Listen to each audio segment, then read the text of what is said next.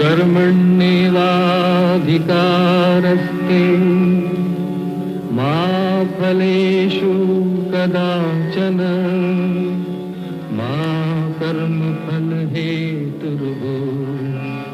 मा ते संगोऽस्त्वविकर्मणि।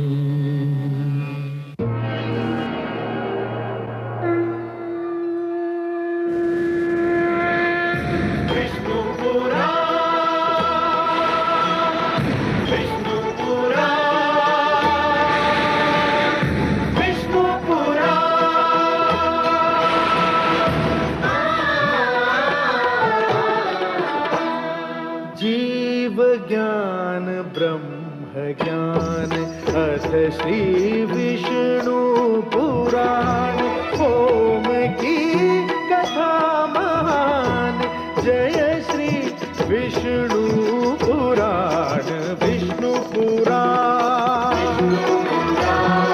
विष्णु पुराण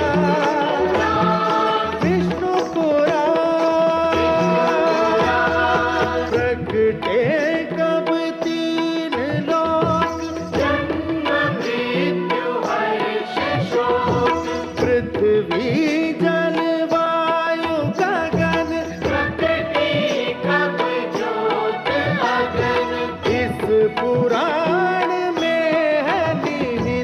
जप तप और योग ध्यान विष्णु पुराण विष्णु पुराण विष्णु पुराण। मैं माँ हूँ, धरती माँ। संसार और जीवन का निरंतर विस्तार हो रहा था। मेरे वासुदेव ने मानव कल्याण के लिए 4 वेदों को अपने मुख से जन्म दिया।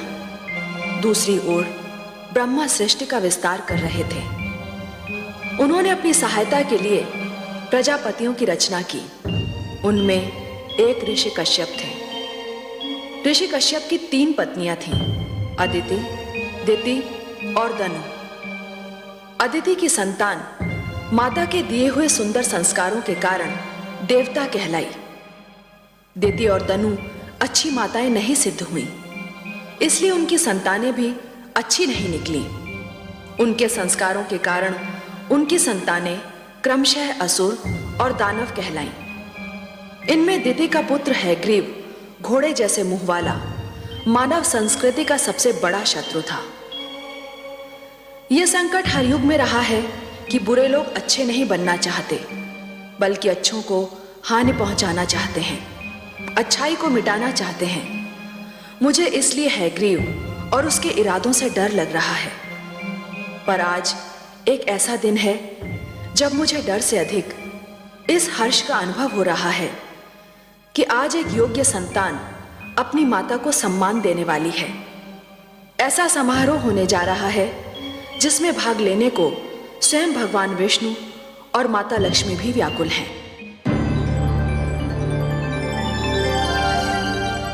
महादेवी जी परमेश्वर, हमें देवलोक चलना है। देवलोक? ये अचानक देवलोक जाने का निश्चय?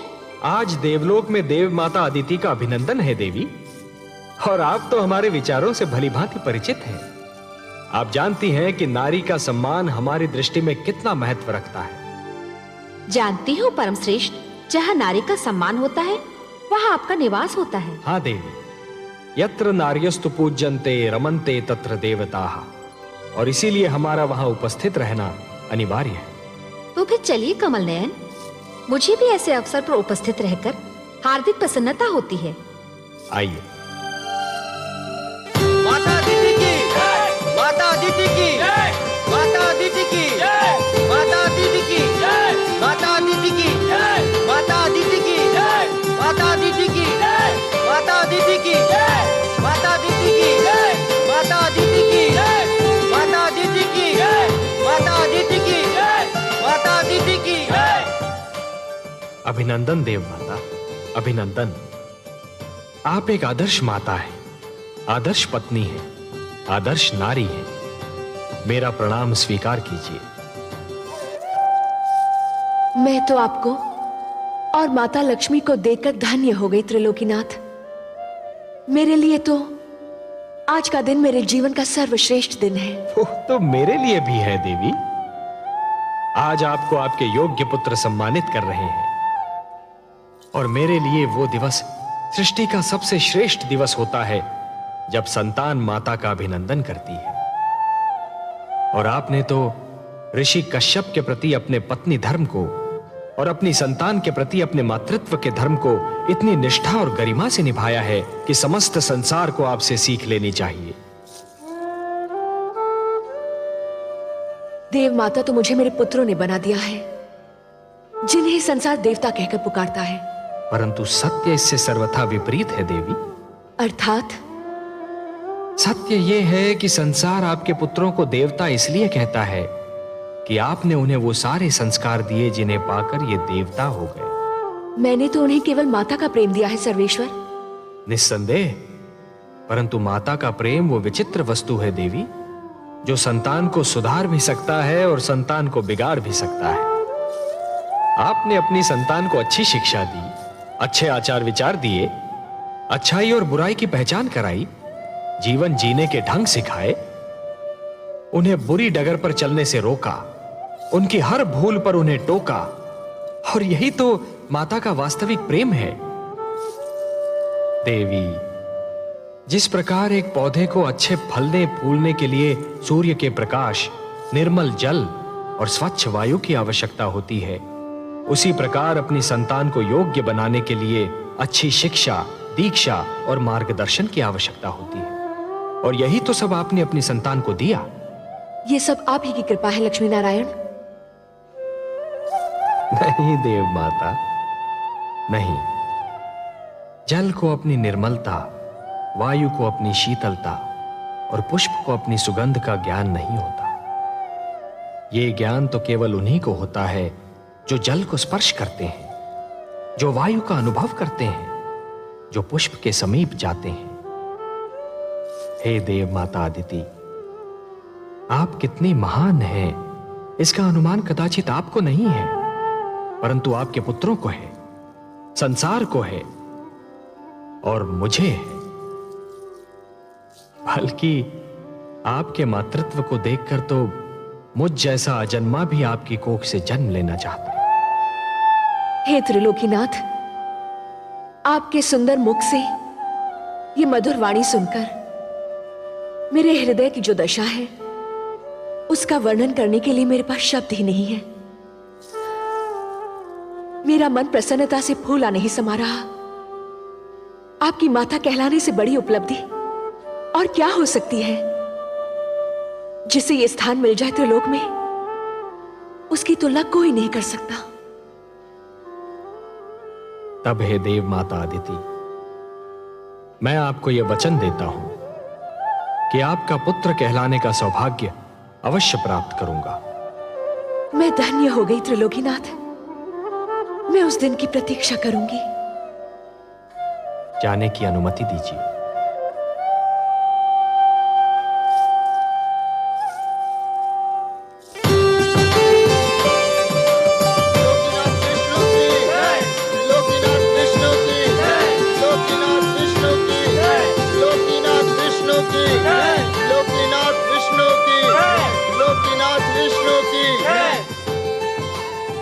आइए माता, विराजिए।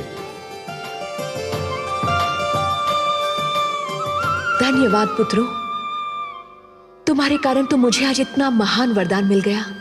पर हम तो आपको कुछ न दे सके माते। संतान से मां को और क्या चाहिए? सुख और आदर तो तुम सबने मुझे इतना दिया कि मुझे और किसी वस्तु की इच्छा न रही और ना ही आवश्यकता।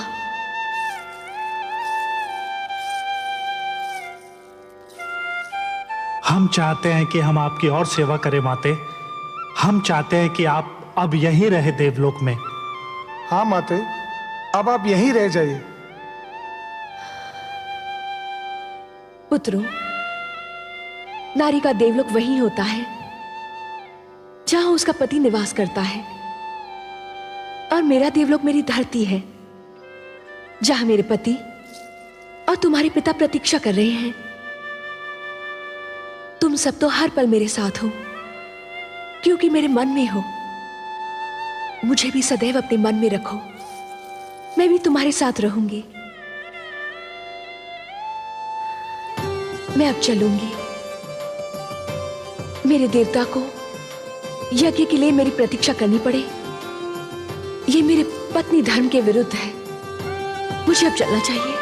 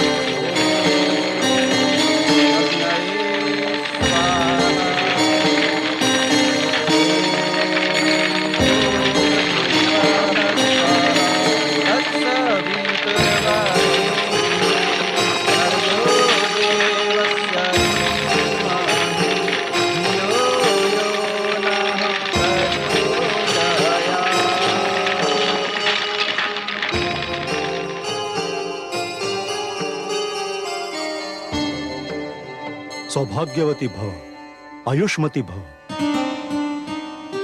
देवी, मैं भगवान विष्णु से प्रार्थना करता हूं कि वो आपकी समस्त इच्छाएं पूरी करें।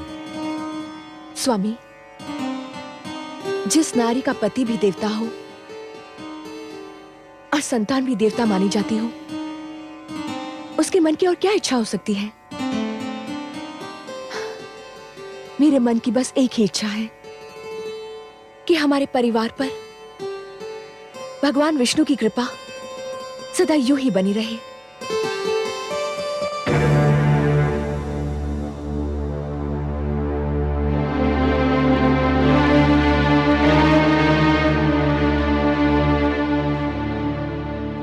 आप दोनों अब आ रही हैं, जबकि यह यज्ञ संपन्न हो चुका है।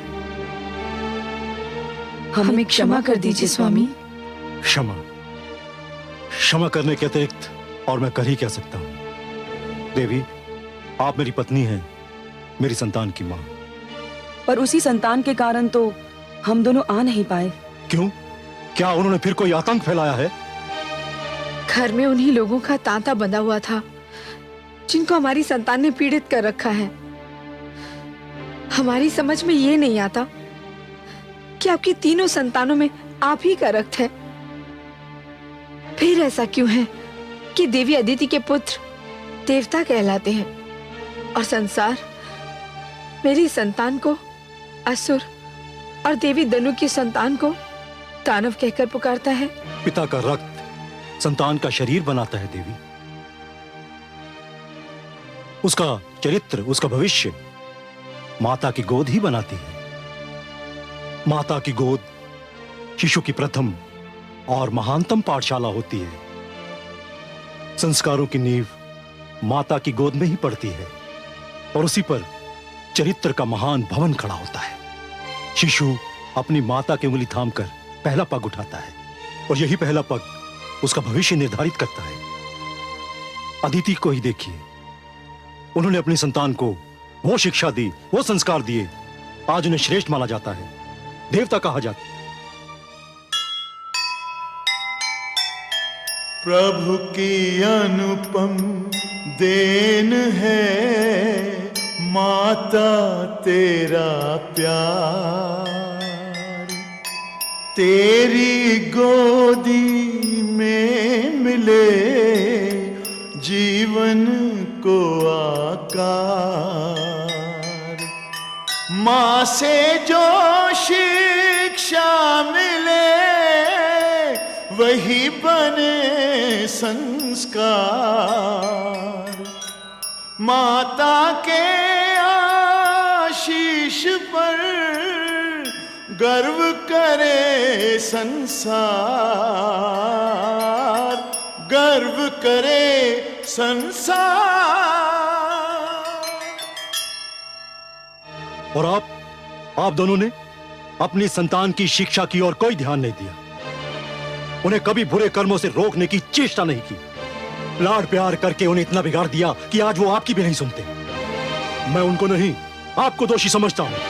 और देवी धनु, आपके पुत्र हयग्रीव ने धरती पर वो उत्पात मचा रखा है कि संसार उससे पीड़ित है, और मैं उससे लज्जित हूं।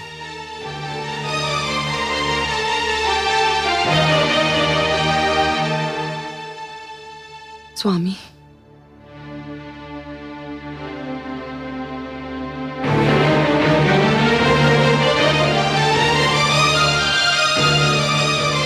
देवी अदिति, आप ही कोई उपाय बताइए कि मैं क्या करूं। हयग्रीव को समझाइए बहन कि वो हिंसा और अत्याचार का मार्ग छोड़ दे।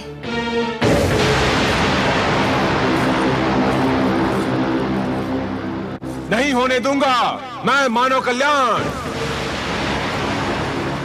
नहीं पुत्र हयग्रीव, नहीं, मेरी बात सुन।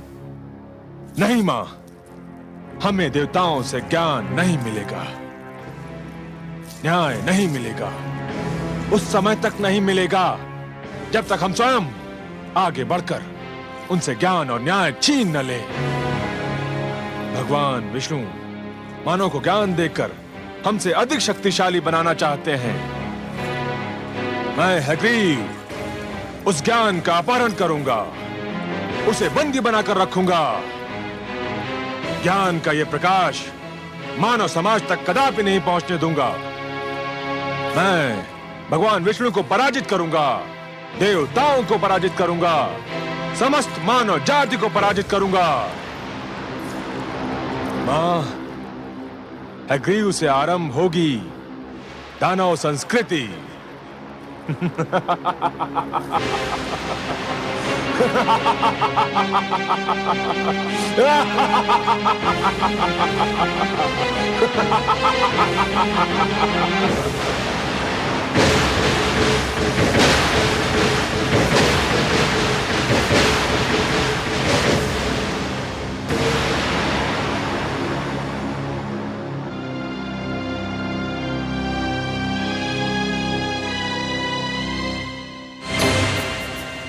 ऋग्वेद, यजुर्वेद, सामवेद, अथर्ववेद, मेरे निकट आइए।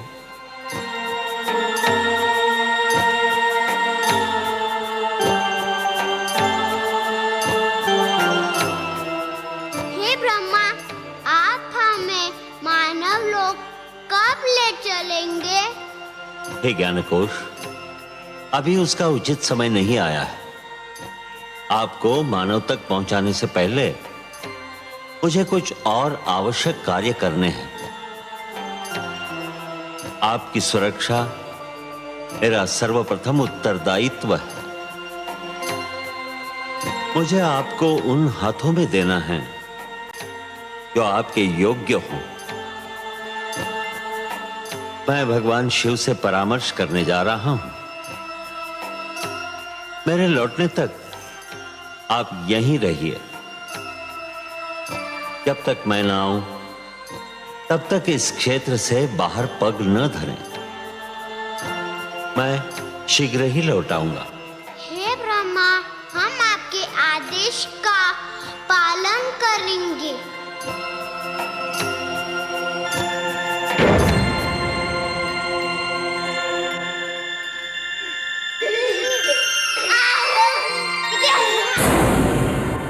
दानवराज हयग्रीव की, दानवराज हयग्रीव की, दानवराज हयग्रीव की, दानवराज हयग्रीव की, दानवराज हयग्रीव की, दानवराज हयग्रीव की, दानवराज हयग्रीव की, दानवराज हयग्रीव की, दानवराज हैग्रीव की, दानवराज हैग्रीव की।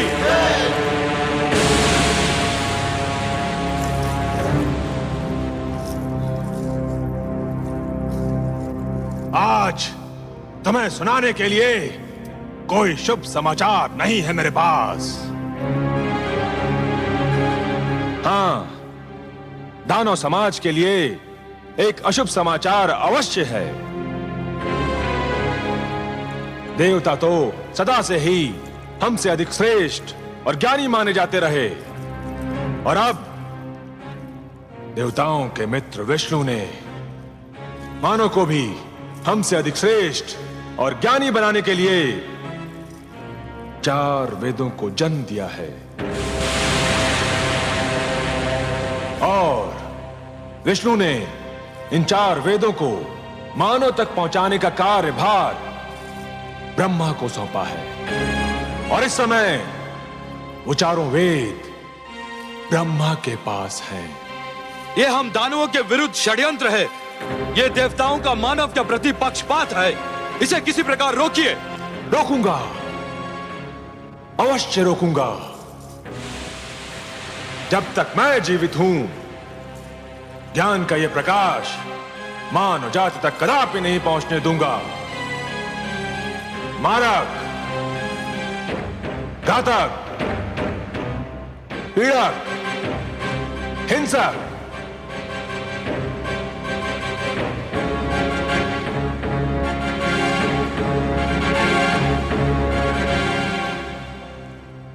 तुम चारों को अपनी शक्ति पर बड़ा गर्व है ना? आज तुम सबकी शक्ति की परीक्षा है। जाओ और ब्रह्मलोक से उन 4 बालकों को पकड़कर हमारी सभा में ले आओ। जाओ। जो आज्ञा दानवराज, आपके आदेश का पालन होगा। दानवराज हैग्रीव की, दानव संस्कृति की, दानवराज हैग्रीव की, दानव संस्कृति की।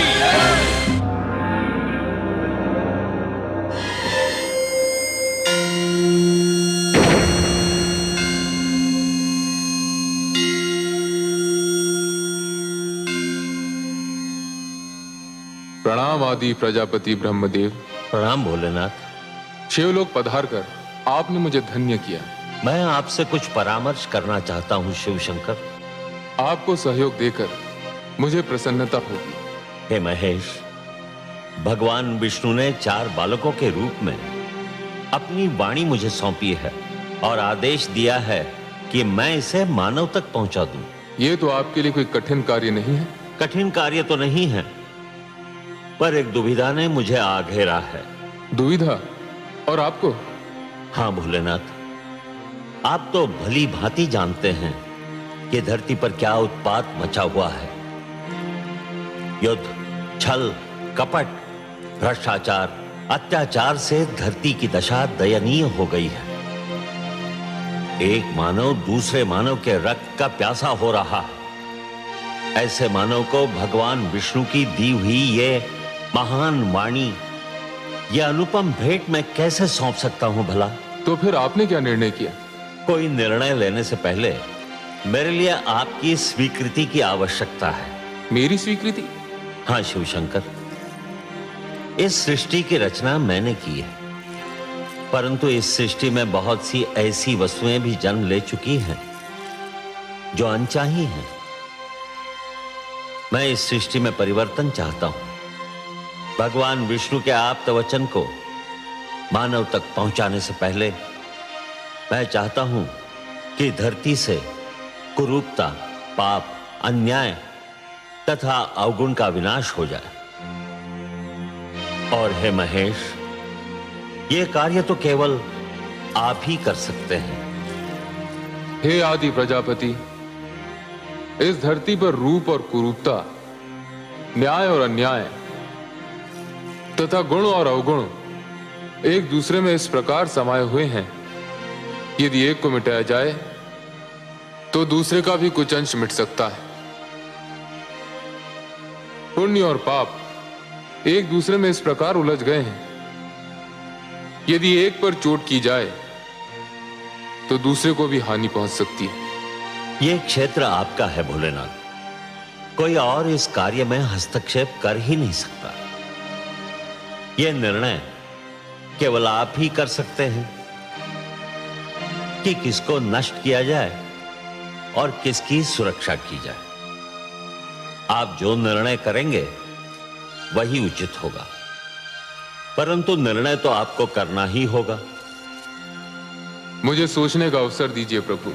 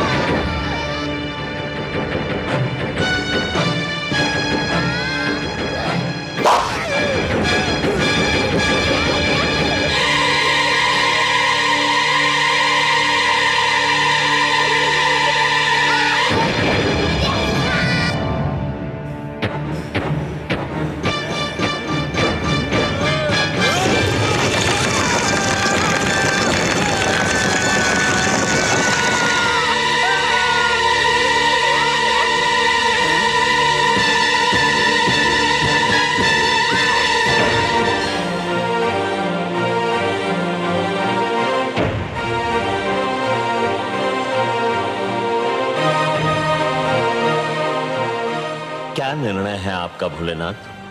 हे ब्रह्मदेव, मैं इस निष्कर्ष पर पहुंचा हूं कि सृष्टि को पूर्णतया नष्ट करना उचित नहीं होगा। धरती को बने अभी अधिक समय नहीं बीता है। मेरे विचार में नष्ट करने के स्थान पर धरती को स्वच्छ किया जाना चाहिए। जल स्वच्छ करने का कार्य करता है। जिस प्रकार मनुष्य जल में स्नान करके अपने शरीर पर जमे मैल को दूर कर देता है, ठीक उसी प्रकार यदि धरती जल में डूबकर उभरे तो उसकी समस्त बुराइयां धुल जाएंगी जो आपको अनचाही लग रही हैं। परंतु धरती तो जल में डूबकर उभर आएगी, पर उस पर बसी मानव जाति का क्या होगा? मैं नए मानव को जन्म दूंगा। उसमें भी एक कठिनाई है। क्या कठिनाई है भोलेनाथ? आपके पुत्र मनु मानव सुरक्षा के लिए तप कर रहे हैं। वे मानव जाति का विनाश होने नहीं देंगे। तप करना उसके अधिकार में है, किंतु सृष्टि के विनाश को रोकना उसके अधिकार में नहीं है। मनु को उसका कर्म करने दीजिए। भगवान विष्णु की स्तुति कर रहा है वो। उसका और उसके तप का परिणाम भगवान विष्णु की इच्छा पर छोड़ दीजिए। मैंने आपसे जो निवेदन किया है, मुझे उसका उत्तर चाहिए भोलेनाथ। उत्तर? उसका तो केवल एक ही उत्तर है। धरती पर जल प्लावन होगा। हे शिव, मैं आपको प्रणाम करता हूं।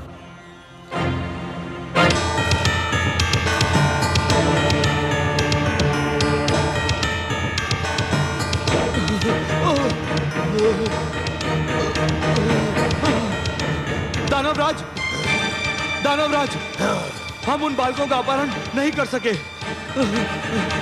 3 दानव ब्रह्मलोक में मारे गए। मैं किसी प्रकार अपने प्राण बचाकर यहाँ पहुंचा हूँ। कायर, तू भी वही क्यों नहीं जलकर भस्म हो गया? मैं भी मर जाता तो ये सूचना आपको कौन देता दानवराज? सूचना समाप्त हो चुकी ना? तो फिर अब तेरा कार्य भी समाप्त हो गया। अब तुझे जीवित रहने की कोई आवश्यकता नहीं।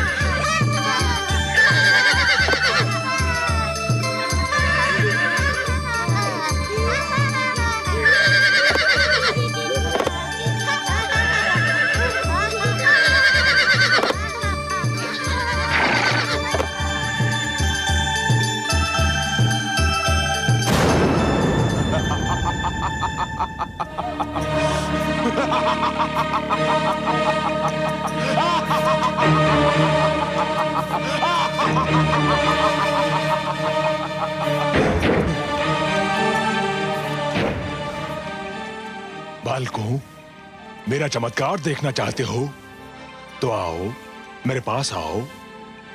हम यहाँ से बाहर नहीं जा सकते। क्यों? क्यों नहीं आ सकते? भगवान ब्रह्मदेव का आदेश है कि हम इस क्षेत्र से बाहर पग भी न धरे। अरे वो तो महाकपटी है, तुमसे छल कर रहा है। ब्रह्मा जैसे महान देवता के लिए अशुभ शब्द मुख से निकालते हुए तुम्हें लज्जा नहीं आती? लज्जा?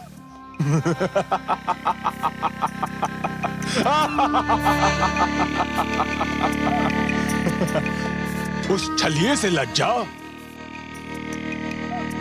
जानते हो वो कहाँ गया है? जानते हैं, वो शिवलोक गए हैं। और वहाँ क्या करने गया है? ये तो हम नहीं जानते। तुम चारों को पाकर ब्रह्मा के मन में खोट समा गया है। तुम झूठ बोलते हो। मैं सत्य कह रहा हूँ। ब्रह्मा शिव के पास ये निवेदन करने गए हैं कि वो धरती को नष्ट कर दें। किंतु क्यों? बड़े भोले हो तुम चारों, इतना भी नहीं समझते। सीधी सी बात है, धरती नष्ट हो जाएगी तो मानव भी नष्ट हो जाएगा, और मानव नष्ट हो जाएगा तो तुम चारों सदा के लिए ब्रह्मा की संपत्ति बन जाओगे, और वो तुम चारों को दास बनाकर रखेगा। हम कैसे मान ले कि तुम सच बोल रहे हो? इसीलिए तो मानव समाज ने मुझे यहाँ भेजा है कि मैं तुम चारों को ब्रह्मा के पंजे से मुक्त करा के उसके पास पहुंचा दूं जिसकी तुम धरोहर हो।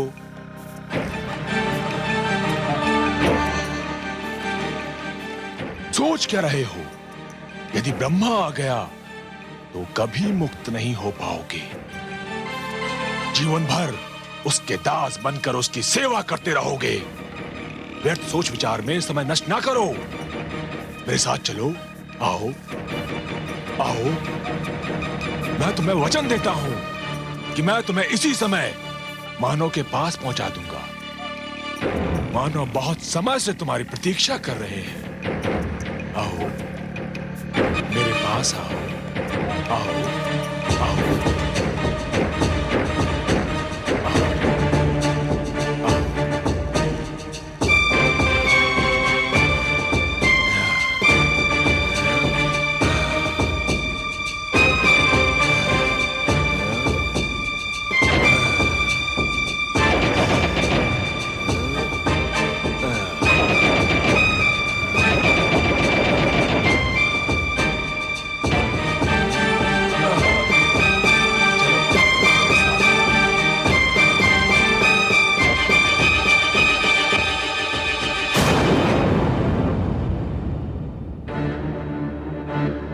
ऋग्वेद, यजुर्वेद, सामवेद, अथर्ववेद, कहां हो तुम?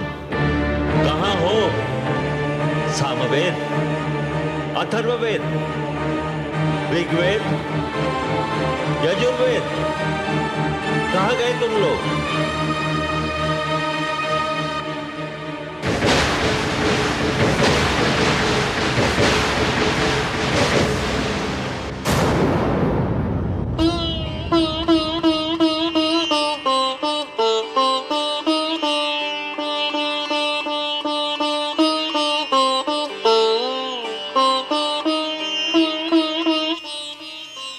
सर्वेश्वर, आपने अपनी जो धरोहर ब्रह्मा जी को सौंपी थी उसे कोई चुरा कर ले गया है। देख रहा हूं देवी। किंतु आप तो योग निद्रा में थे, आपने। ध्यानस्थ था देवी। निद्रा और ध्यान में बस थोड़ा सा ही तो अंतर होता है। निद्रा में शरीर के साथ साथ मस्तिष्क भी सो जाता है, और ध्यान में मस्तिष्क सचेत और पूर्ण रूप से जागा हुआ होता है। हे सर्वेश्वर, फिर आप शांत क्यों हैं? शांत इसलिए हूं कि मैं देखना चाहता हूं कि हयग्रीव मेरे आप्त वचन को कहां ले जा रहा है।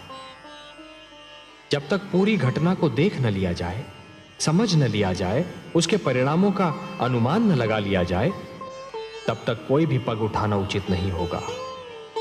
शीघ्रता मानव की प्रवृत्ति है।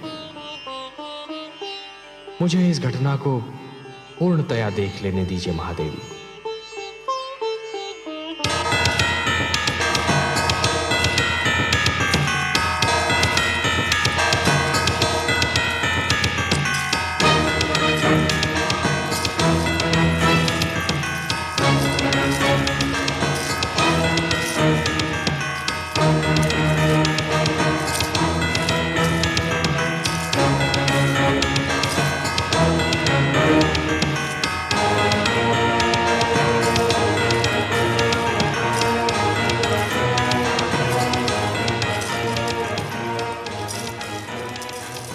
तुम कौन हो और हमें कहाँ ले आए हो?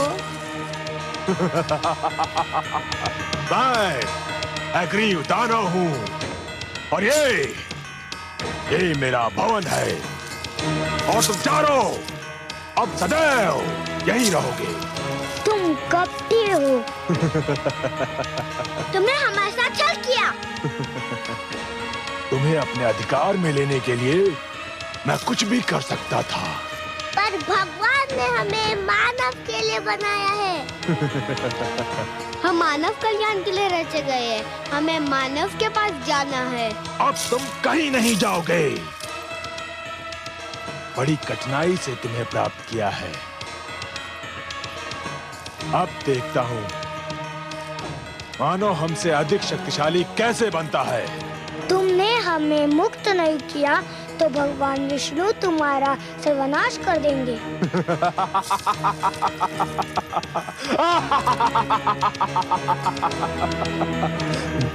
अब मेरा कोई सर्वनाश नहीं कर सकता।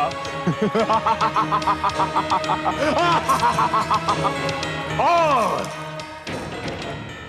यदि तुम में से किसी ने भी यहां से भागने का प्रयत्न किया तो तुम सबको नष्ट कर दूंगा।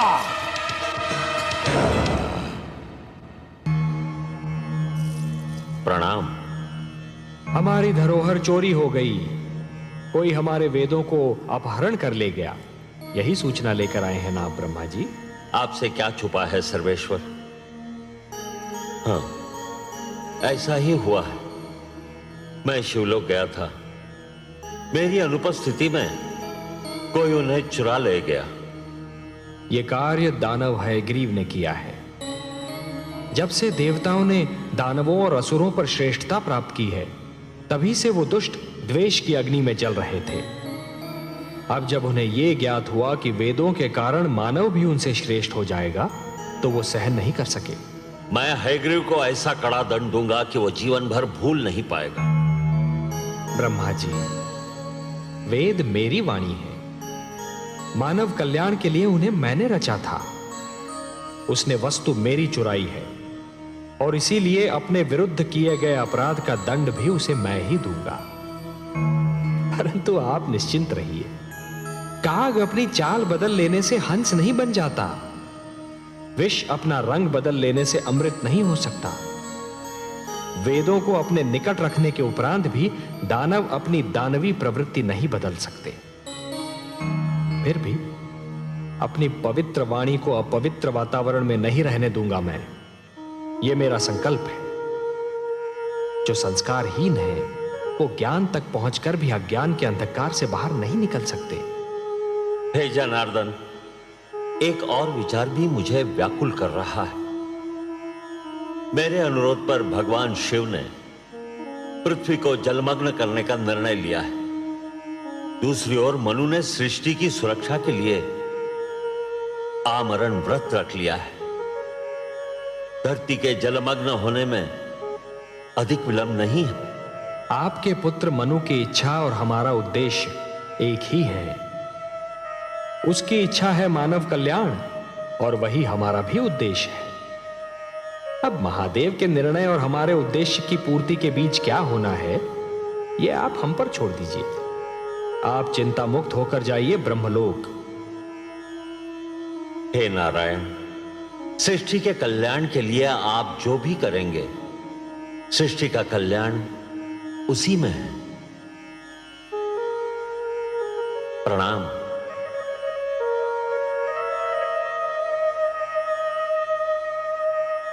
हे प्रभु, अब क्या होगा?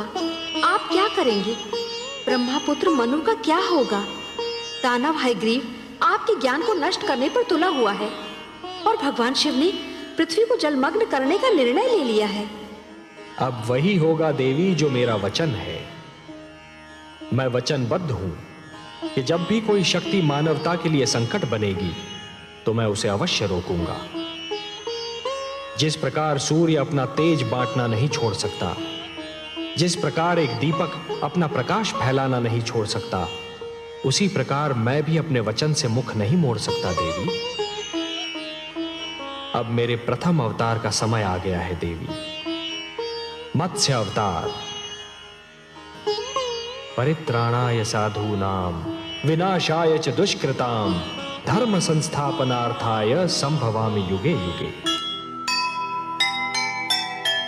देखा जब यह छल कपट सह न सके भगवान, दानव रोक ना पाएगा मानव का कल्याण।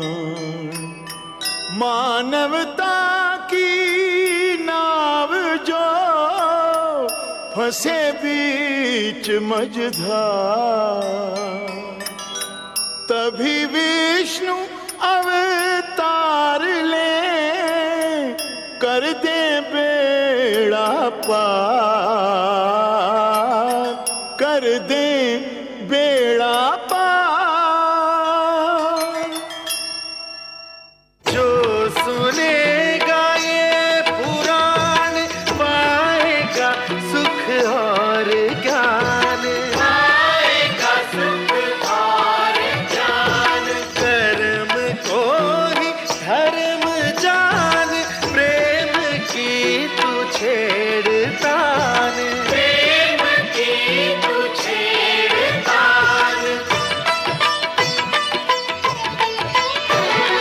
बीते युग बता रहे हैं, बीते युग बता रहे हैं, सत्य पथ पे चल सुजान। विष्णु पुराण